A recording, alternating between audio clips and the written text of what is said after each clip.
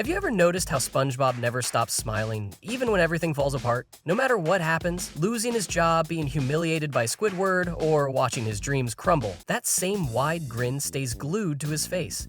It's comforting, funny, and even a little bit inspiring. But when you really look closer, that smile starts to feel different. It's not just happiness, it's survival. SpongeBob SquarePants is one of the most iconic characters ever created. Cheerful, energetic, and endlessly optimistic. He wakes up every morning ready to work at the Krusty Krab, flipping burgers with a joy that seems unstoppable. He greets everyone with kindness, laughs at every joke, and always finds the bright side of any situation. But somewhere between all the laughter and jellyfishing, there's something haunting about him. He's trapped in a loop. Same house, same job, same friends, same boss yelling his name every single day. It's like he's stuck in an eternal cycle of forced cheerfulness. He never complains, he never breaks down, but isn't that what makes it so eerie? Because if we're honest, SpongeBob's world feels a lot like ours. A place where everyone tells you to stay positive, be grateful, and keep smiling even when you're drowning inside. And SpongeBob, he listens. He becomes the embodiment of that message. The sponge who never lets sadness show. The one who keeps the world's spirits high even when no one asks how he's really doing. If this made you think, subscribe. Because what's coming next will change the way you see happiness forever.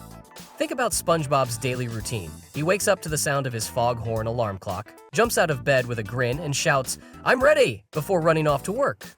It's the same thing every day. No matter how many times Squidward rolls his eyes, how many times Mr. Krabs exploits him for pennies, or how often life seems repetitive and unkind, SpongeBob doesn't stop. He keeps going, and he keeps smiling. At first, that's what made him lovable, his unstoppable joy. But as adults, we start to see something darker beneath it. Because if SpongeBob represents joy, he also represents exhaustion. The exhaustion that comes from trying to stay happy in a world that constantly wears you down. Every "I'm ready" becomes less of a cheerful phrase and more of a mantra, a shield against burnout.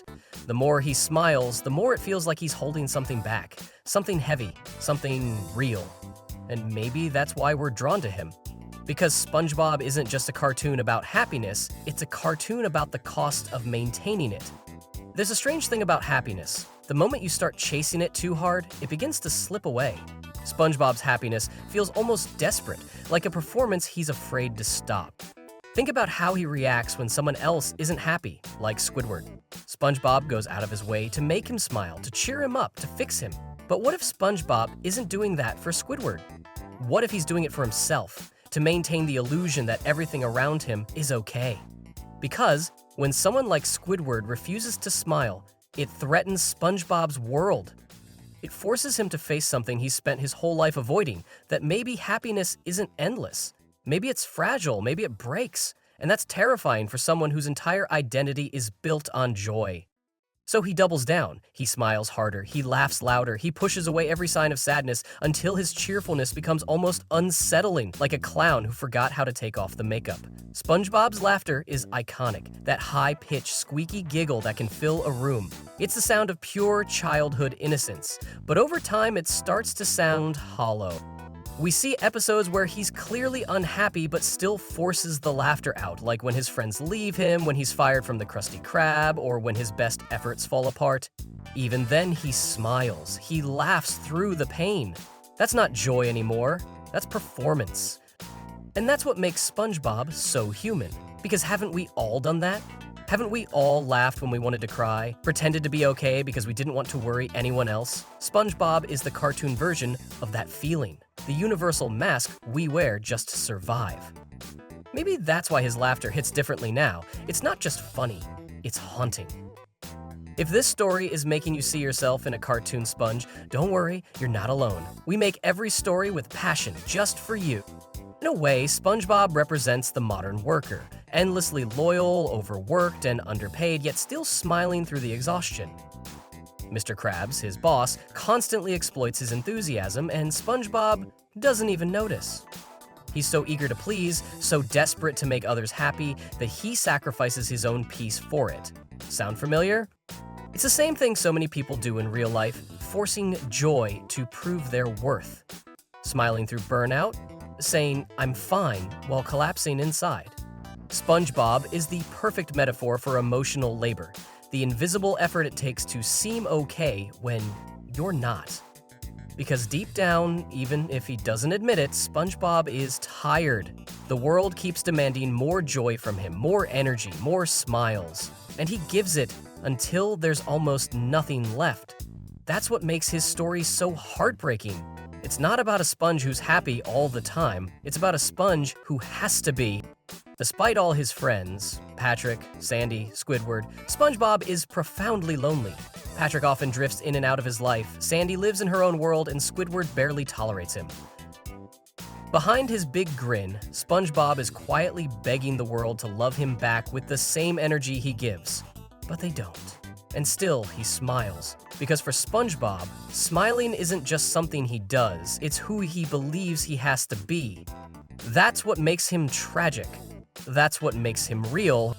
There's something poetic about where SpongeBob lives, under the sea. The ocean is vast, deep, and full of life, but also full of mystery and silence. You can't scream underwater. You can't cry without it being swallowed whole. Maybe that's the metaphor of SpongeBob's world, a cheerful ocean floor that hides the quiet sadness beneath it. His pineapple house, his laughter, his friends, they're all bubbles floating above a sea of emotions he never fully faces. Every time he looks out at that endless blue, maybe there's a part of him that wonders what it would feel like to stop smiling just once, to let himself drift, to breathe, to be real. The ocean is his world, but also his mirror, deep, silent, and heavy with everything unspoken. We might laugh at SpongeBob's antics, but the truth is, he's a reflection of us. The adult who forces a smile through exhaustion. The friend who says, "I'm fine," while crumbling inside. The worker who stays cheerful even when every part of them is drained. SpongeBob represents that version of ourselves that's terrified to stop smiling. Because what happens if we do? Will the people around us leave? Will everything fall apart? So we keep smiling, just like him. We post the happy pictures, tell the jokes, distract ourselves from how we really feel. Because the world rewards happiness, not honesty. And in that sense, SpongeBob's smile isn't just his, it's ours. If you're still here, it means you feel it too. Don't miss next Friday's mystery, it'll hit just as deep. Every now and then, SpongeBob breaks. Remember the episodes where he loses his confidence? When he cries alone in his pineapple house? When his laughter fades and the world suddenly feels darker? Those are the moments that make him real. They remind us that it's okay to not be okay. That even the happiest sponge in the sea feels pain. And maybe that's the real lesson of SpongeBob. That joy isn't about never being sad. It's about surviving sadness with your soul still intact. When you strip away the laughter, the jokes, and the catchy theme song, SpongeBob's story is quietly devastating. He's a sponge who absorbs everything: love, rejection, exhaustion, joy, and still manages to stay soft. Maybe that's the secret meaning behind his character. He's an emotional absorber. He takes in the pain of the world, holds it inside, and somehow still shines. But even sponges have limits. So maybe SpongeBob's smile isn't proof of happiness. Maybe it's a coping mechanism. Maybe it's his armor. His way of saying, "I can't control what happens, but I can control how I face it." That's not weakness, that's strength. Quiet, invisible strength. The kind that doesn't get celebrated enough. SpongeBob taught an entire generation that happiness is powerful, but now maybe it's time to learn the lesson hidden beneath his grin. You don't have to be SpongeBob. You don't have to be ready all the time. You can rest, you can cry, you can be messy and human and imperfect, and that doesn't make you less worthy of love. Because true joy doesn't come from smiling nonstop. It comes from allowing yourself to feel everything. The good, the bad, and everything in between. You don't have to fake happiness to be loved. True joy begins when you allow yourself to feel everything.